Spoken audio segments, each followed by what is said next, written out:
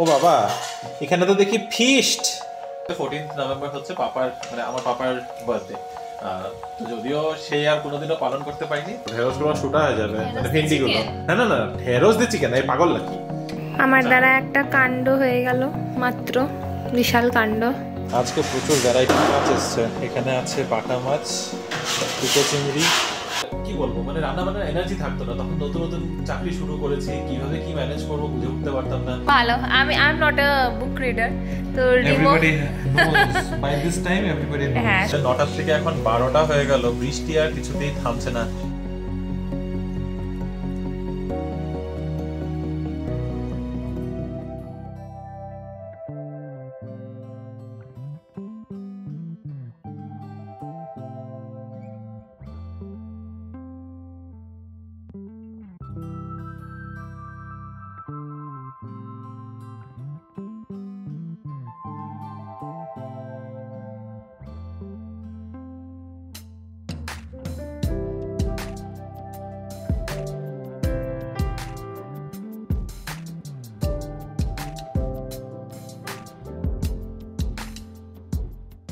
Hello BB family, good morning and welcome back to the channel. আশা করছি তোমরা সবাই খুব ভালো আছো, আমরাও ভালো আছি। আজ বৃহস্পতিবার, আর ব্যাঙ্গালোরের একটা বৃষ্টিযুক্ত শীতের ঠান্ডা সকালে তোমাদের সকলকে স্বাগত। যা ঠান্ডাটাই না পড়েছে, আমি তো মানে কম্বল থেকে বেরোতে আমার ইচ্ছেই করছিল না। তারপর ভাবলাম যে না, রিনিও জাস্ট বেরোলো, ও যখন বেরোয় তো দরজাটা লাগাতে হয়। তো সেই দরজা লাগাতে গিয়ে তখন ভাবলাম যে না, এত বৃষ্টি যখন পড়ছে, চলো তোমাদের সাথে তখনই গল্পটা শুরু করি। একটু সকাল সকালই শুরু করলাম, এখন বাজে সকাল 9টা। আর আজকে হচ্ছে 14th নভেম্বর। 14th নভেম্বর অনেক কিছু নিয়েই স্পেশাল। আজ হচ্ছে চিলড্রেন্স ডে। তো happy children's day to all the kids and to all the adults যাদের মনের মধ্যে সেই বাচ্চামিটা থেকে গেছে। আর তার সাথে সাথে 14th নভেম্বর হচ্ছে পাপার মানে আমার পাপার বার্থডে। তো যদিও সে আর কোনোদিনও পালন করতে পারিনি, তাও ওই 14th নভেম্বর পাপার বার্থডে এটা করেই মনে আছে আর কি, মনে থেকে গেছে। যাই হোক, তো এখন প্রচন্ড ঠান্ডা, আমি যাই আবার কম্বলের নিচে ঢুকি। অফিসের কাজ খুঁটিনাটি আছে, কম্বলের নিচের থেকেই করবো, করে টোরে তারপরে দেখা যাক। ব্রেকফাস্টে তো আমার চিন্তা থাকে না, লাঞ্চেরই মেইন চিন্তা। লাঞ্চে কিছু একটা বানাতে হবে, আজকে কিচ্ছুটাই বানানো নেই। তো দেখবো। এখন সুন্দর একদম ঝিরিঝিরি বৃষ্টি পড়ছে, একদম তুমুল যে একদম ঝড় বৃষ্টির মতো সেরকম বৃষ্টি না, একদম ঝিরিঝিরি একটা বৃষ্টি পড়ছে। কতক্ষণে থামবে বুঝতে পারছি না, কারণ কালকের থেকেই বলছিলাম মেঘলা হয়ে আছে মেঘলা আছে, ভেবেছিলাম রাতে বৃষ্টি পড়বে, রাতে একেবারেই বৃষ্টি পড়েনি। থ্যাঙ্কফুলি আমাদের যে এখানে কালকে সেট আপটা করেছিলাম সেটা নষ্ট হয়নি, যদিও তুলেই দিয়েছিলাম। কিন্তু এখন মনে হচ্ছে আজকে সারাদিনই এরকম বৃষ্টি বৃষ্টি থাকবে, যেটা ওয়েদার রিপোর্টও বলছে, কিন্তু ওয়েদার রিপোর্টের উপরেও আর বিশ্বাস করা যায় না। চলো ভিতরে যাই, আর পারছি না, এখানে ঠান্ডা ঠান্ডা লাগছে ভীষণ। আবার সেই বারান্দায় নিয়ে চলে এসেছে তোমাদের। 9টার থেকে এখন 12টা হয়ে গেল, বৃষ্টি আর কিছুতেই থামছে না। যেটা বলেছিলাম তোমাদের যে আজকে মনে হয় সারা দিন ধরে এইভাবেই বৃষ্টি পড়ে যাবে। আমার একটু বাইরে বেরোনো ছিল, মনে হচ্ছে না হবে করে। কি ঠান্ডাটাই না পড়েছে, বাপ রে বাপ। একে তো আমার বাইরে বের হতে ইচ্ছাই করছে না, মনে হচ্ছে কম্বলের মধ্যে বাস মুড়া দিয়ে বসে থাকি। কিন্তু বাইরে আমার যেতে হবে। যেতে হবে বলতে ভেবেছিলাম আজকে একটু মাছ টাছ কিছু নিয়ে আসবো, মাছ চিকেন একটু বাজার করে নিয়ে আসবো, কিন্তু এরকম বৃষ্টি পড়ে যাচ্ছে সমানে, এখান থেকে আমি যেতেও আমার মানে বের হতে ইচ্ছা করছে না, আর যেতে পারবো না এখান থেকে। কারণ এত শর্ট ডিস্টেন্সে অটো পাচ্ছি না। একবার চেষ্টা করলাম যে ঠিক আছে এখান থেকে এখানে কাছাকাছি, অ্যাকচুয়ালি 1 কিলোমিটার হার্ডলি হবে। তার জন্য ভাবলাম ঠিক আছে যতই নেয়। তারপর দেখছি অটো এখান থেকে 1 কিলোমিটার ডিস্টেন্স যেতে 70-80 টাকা চাইছে। তো অটোতে তো যাবো না, ভাবছি এখন একটু অপেক্ষা করে যাই, লাগলে দুপুরবেলা খাওয়া আমি কিছু একটা ব্যবস্থা করে নেব। যেটা রাত দুপুরবেলা তারপরে খাওয়া দাওয়ার পরে যদি বৃষ্টি কমে যায়, তারপরে যদি আমি বেরোতে পারি তাহলে গিয়ে বাজারটা করে নিয়ে চলে আসবো। তবে সত্যি ভীষণ ঠান্ডা পড়েছে। আমি এতক্ষণ অফিসের কাজ টাজগুলো সব কোনো রকম শেষ করেছি, হয়ে গেছে। এখন আর খুব একটা ওরকম চাপ নেই। আজকে সারাদিন যেন মোটামুটি এখন ফাঁকাই বলতে পারো। কিন্তু দুপুরে খাওয়া দাওয়া করতে হবে, তো দুপুরে খাওয়ার জন্য কিছু একটা রান্না করতে হবে। ভাবছিলাম এতক্ষণ ধরে ওই যে অপেক্ষা করছিলাম যে বাইরে যাবো, মাছ বা কিছু নিয়ে আসবো, মাছের ঝোল করে নিলে রাতের জন্য হয়ে যেত। এখনো খেয়ে নিতাম আমি, কিন্তু মনে হচ্ছে না পারবো করে। তো যা আছে তাতেই চালাবো। একটা সময়ের জন্য দেখি বৃষ্টিটা থেমেছে, একদম মেঘের বুক চিরে একটু রোদ বেরিয়েছে। তাই ভাবলাম যে না, তাড়াতাড়ি করে বেরিয়ে যাই, মাছটা যখন আনতেই হবে এখনই যাই। পরে বিকালেও যদি বৃষ্টি পড়তে থাকে তখন তো হয়ে যাবে সমস্যা। যাই তাড়াতাড়ি করে, একটা র্যাপিডো বাইক বুক হয়েছে কোনো রকম, এখান থেকে যাই মাছটা আনি, তারপরে বাড়িতে এসে বাকিটার ব্যবস্থা করবো।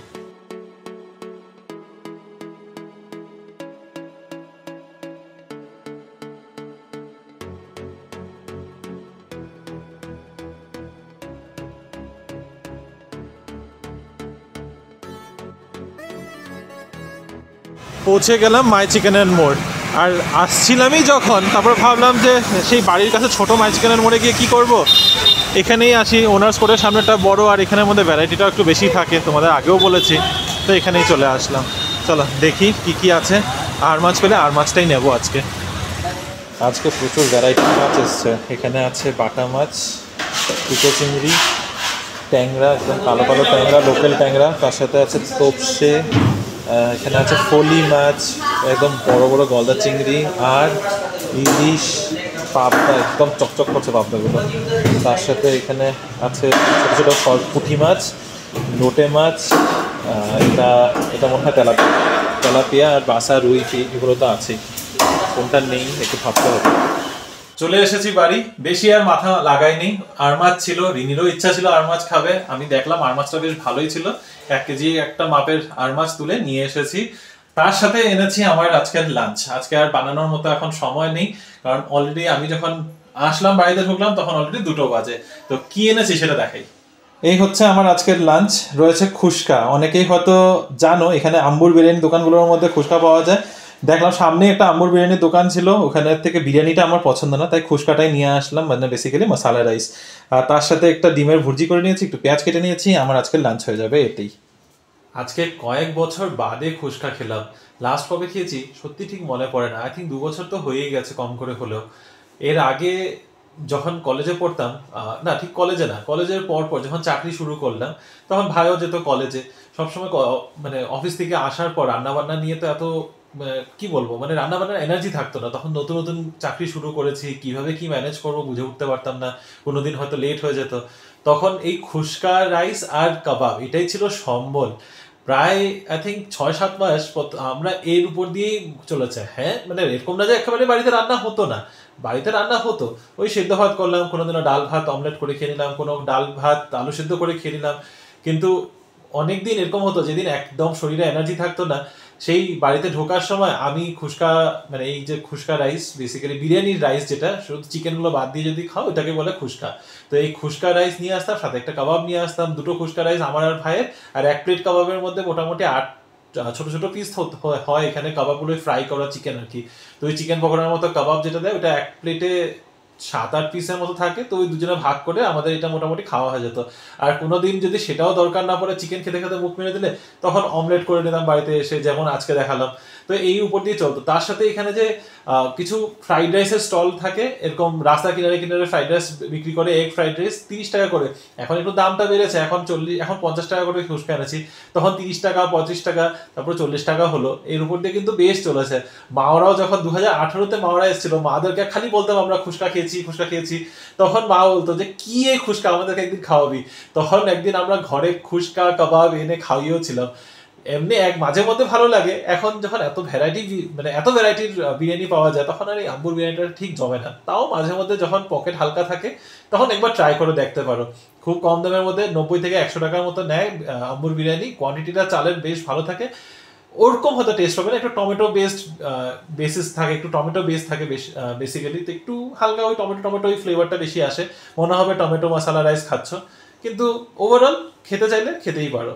বাজে এখন বিকেল 6:30। রিনি এখনো অফিস থেকে বের হয় নেই। 6টার সময় বেরোনোর কথা ছিল, তারপরে মেসেজ করলো যে লাস্ট মিনিটে একটা ওর ম্যানেজার কল রেখে দিয়েছে, তো যে কারণে ওর লেট হয়ে গেছে, কুইক রাইড মিস হয়ে গেছে। জানি না কতক্ষণে আসবে। এখন আপাতত বৃষ্টি বন্ধ আছে, কিন্তু প্রচন্ড ঠান্ডা হাওয়া চলছে। আমি এদিকে জানলা দরজা সব বন্ধ করে বাড়িতে নিজের মতো করে কম্বলের নিচে এতক্ষণ বসে রয়েছিলাম। কম্বল থেকে বেরোতে কিছুতেই ইচ্ছা করছিল না। তারপরে মনে পড়লো রাত্রেবেলা খাওয়ার দাওয়ারের তো ব্যবস্থা করতে হবে, তাই মাছ যে এনেছিলাম ওগুলোকে বাইরে বের করে রাখলাম। এই হ্যাঁ, মানে ওই 3-4 পিস মাছ আছে, একটু ঝটপট করে রান্না করতে হবে, একটু বেশি সময় লাগবে না। আর মাছ রান্না করতে এমনি সময় নেই, আর ফ্রেশ মাছ আছে, তো জাস্ট একদম জিরা বাটা ঝোল হবে আজকে, প্লেন পাতলা করে। তার সাথে ভাত হবে। আর ভাবছি ঢেঁড়স ভাজা বা ঢেঁড়স তিল সর্ষে বাটা দিয়ে একটা কিছু তরকারি করব, মানে একটা কিছু সাইড ডিশ একটা কিছু হবে। তো এই হচ্ছে এখন আপাতত প্ল্যান। তবে এগুলো রান্না করতে বেশি সময় লাগবে না। রিনির অপেক্ষায় আছি, ও বাড়িতে ফিরুক, তারপরে একটুক্ষণ আরামসে গল্প করে তারপর আমরা ঢুকবো কিচেনে।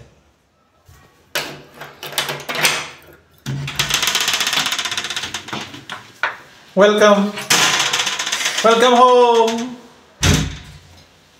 ঠিক আছে, দাও ব্যাক করে দিন। দাও রাখতেই আরে রাইট খাই দিতে পারুম তো আমি সাইড দিয়ে গুচুর গুচুর করে ঢুকে গিয়ে আবার ঢুকে যাওয়ার কি আছে। ফাইনালি এখন তোমাদের সামনে আসলাম বলো সারাটা দিনের পরে, কিন্তু এখন ফ্রেশ তো হয়ে গেছি, রান্না করতে যেতে হবে। রান্নাতে আজকে রিমো আবার চিকেন আর ফিশটা বার করে রেখে গেছে এটা বলার জন্য যে নাও বানাও আজকে। তো আজকে এটাই হবে ডিনারে, দেখি কি করে কি বানানো যায়। তারপরে তার আগে আমার মনে হচ্ছে 1 কাপ গরম গরম চা আর একটুখানি বিস্কিট খাই, কারণ প্রচণ্ড ঠান্ডা হাওয়া দিচ্ছে। ব্যাঙ্গালোরে ঠান্ডা পড়ে গেছে এক কথায় বলতে গেলে। সবাই রাতে একটুখানি পুলওভার বা তোমার এই যে জ্যাকেটসগুলো থাকে ওগুলো পরে পরে যাচ্ছে। আমি আর অফিসে ক্যারি করছি না, বাট হ্যাঁ বেরোলে তো ঠান্ডা লাগেই, কালকে থেকে ক্যারি করতে হবে। আর স্যার তো বাড়িতে রিল্যাক্স করছে, এখনো কম্বল নিয়ে শুয়ে আছে। তোমরা ভাবো সন্ধ্যেবেলা পিছন দেখা যায়, তোমাদের একটুখানি দেখালাম আমি, সারাদিন কম্বল নিয়ে বসে আছে। হ্যাঁ ও খুব মজা পায় এরকম ওয়েদার হলে। যাই হোক এখন আমি যাই, তো আমার জন্য মজা পাও না দুঃখ পাও? আমার ভালো লাগে না এই ঠান্ডা গ্যাদগেদা ওয়েদার একদম।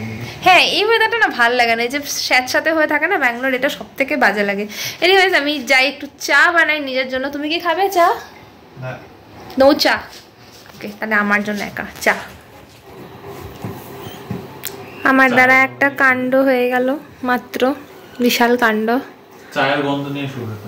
ঠিক আছে আমি জাস্ট চাটা নিয়ে বসতে গেছি বিছানাতে, আর এই বিছানাটা তো নরম, পাশেই বসেছি। আর এই জন্য আমার এই নরম গাদ্দা পছন্দ না। কাপটা গেছে উল্টে, একে তো পিঠ ব্যথা হয় তা আলাদা, শক্ত গদিতে শুতে হয়।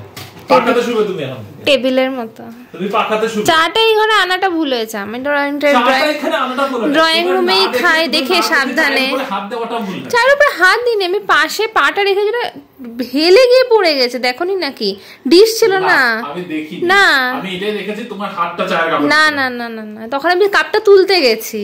বেসিক্যালি এই গাদ্দাটা এতটাই নরম, আমরা যখন বসি মাঝখানের দিকটাতে না। আজকে ডিসকার্ড করো এটাকে। শোবে কিসে? এই ডাইরেক্ট এর উপরে শুবে। এই যে পাতলা তোষক পাতবে আর ঘুমাও, একদম এটার উপরে ঘুমাও। এটা তো ভালো, পিঠও ভালো থাকে। এসব পিঠ ব্যথা হয় না, এগুলো এই নরম নরম এই তুলা তুলা এসব শরীরগুলোকে আরো নরম করে দেয়, এসব বাজে জিনিস। মাঝখান থেকে আমার পায়ের উপর গরম গরম চাও পড়ে গেছে, একটুখানি ফোসকা পড়তে পড়তে বেঁচে গেছে আর কি। তুমি তো এমনি সদা সর্বদা কেয়ারলেস, এগুলো রিনির সাথে এইসব ঘটনা দুর্ঘটনা ঘটতেই থাকে, কোনো ব্যাপারই না। ঘটতেই থাকে। একবার সবাইকে একটু তোমার আটুটা দেখাও, তাহলে মানুষ বুঝে যাবে। আটুটা দেখাও একবার। প্রতি বছর একবার তো তুমি পড়োই। এই বছর পড়েছি 2024-এ। হ্যাঁ কোথায়? না এবছর এখন অবধি পড়িনি, আর বছর শেষ হতে 2 মাস বাকি। না না পড়িনি, কোথায় পড়েছি? হাট আমি মনে করি তো। মনে পড়ে গেছে তোমার? কোথায়? না না এবছর পড়িনি। কোথায়? সত্যি। এই কুয়াশা ভরা ঢাকনার নিচে কি আছে? চিকেন। চিকেন? ও 3-4 পিস চিকেন। এখানে 4 পিস, লাইক গুনে 4 পিস। ও বাবা আমার হাতে তেলা ছিড়া করছে। ইস তুমি আমাকেও পুড়াবে, নিজে তো পুড়েছো আজকে, আমাকেও জ্বালা পোড়া করাবে। হ্যাঁ বুঝতেই পারছি আমি। তো এখানে আছে, গন্ধটা এরকম কেন আসছে? কি দিয়েছে এর মধ্যে? সোয়া সস?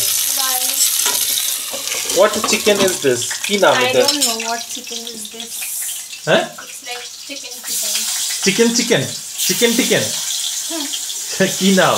জানি না, এমনি একটু রসুন কাঁচা লঙ্কা একটু ইয়ে করে নিয়েছি, কি বলে থেতো করে নিয়েছি, আর একটুখানি তোমার পেঁয়াজ দিয়ে দিয়েছি, একটুখানি জিঞ্জার গার্লিক পেস্ট। এটা কি? আচ্ছা এটা ফিশ আর ফিশ।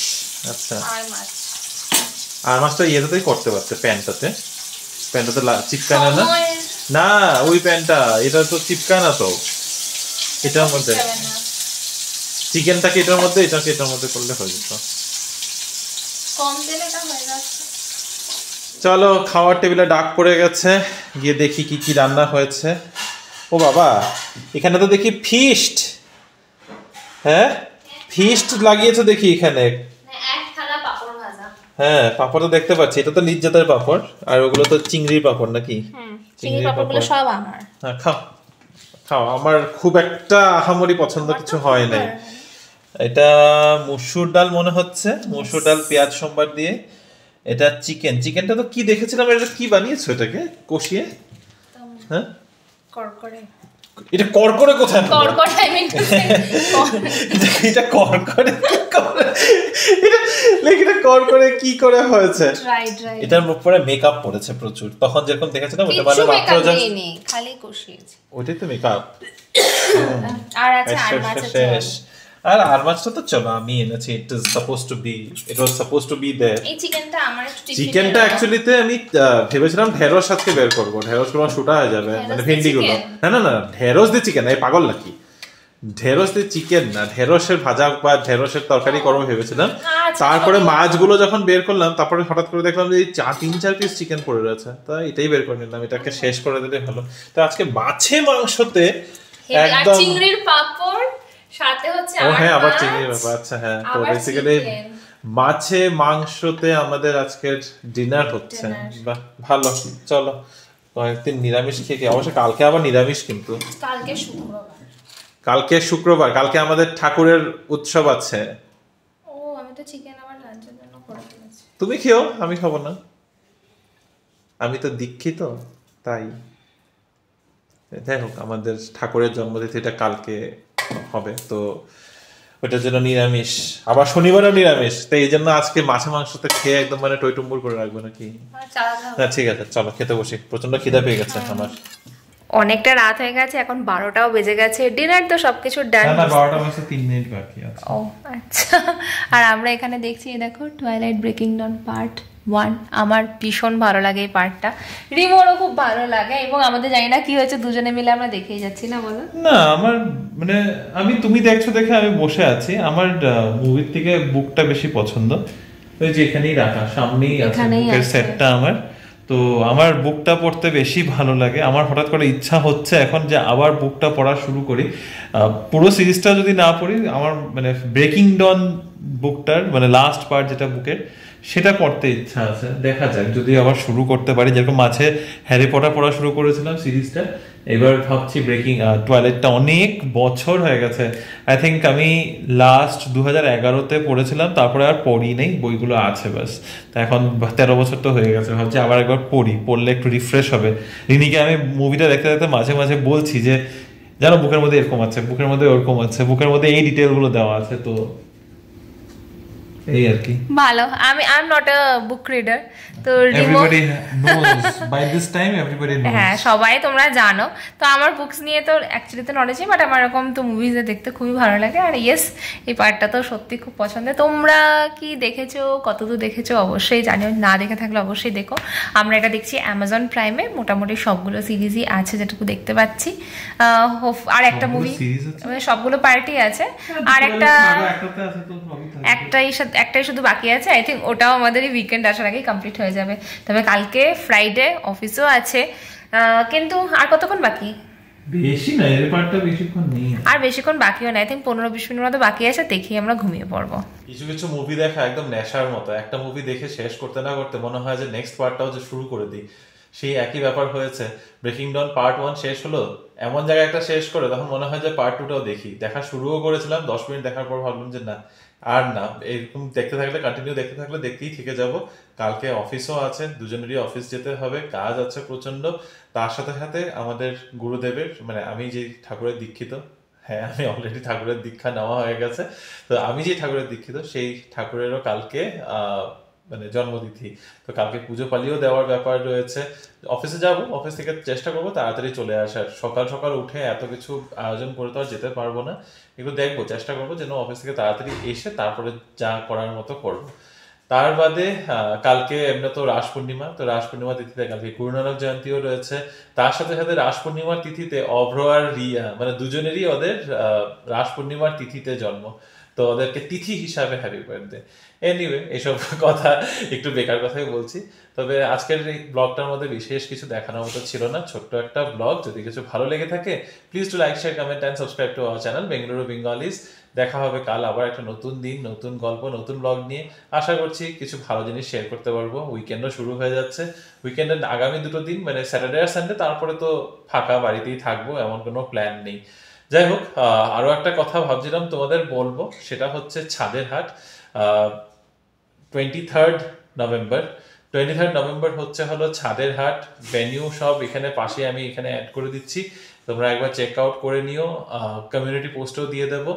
যদি if you know anyone who wants to perform, কেউ যদি গান গেতে চাও, নাচতে চাও, কবিতা বলতে চাও, আবৃত্তি করতে চাও, যা ইচ্ছা, তোমরা যদি কেউ ইচ্ছুক থাকো বা কাউকে জানো যারা ইচ্ছুক আছে, করতে চায়, it's an open mic, so everyone's welcome. শুধু ইউটিউবের যাদের ইউটিউবের চ্যানেল আছে শুধু তাদের জন্য না, এনিওয়ান, তোমরা যদি ভিউয়ারও হয়ে থাকো বা এমনিও জাস্ট তোমরা এটার এই ইনফরমেশনটা পেয়েছো আর তোমাদের ইচ্ছা আছে পারফর্ম করার সবার সামনে, ইউ আর মোস্ট ওয়েলকাম।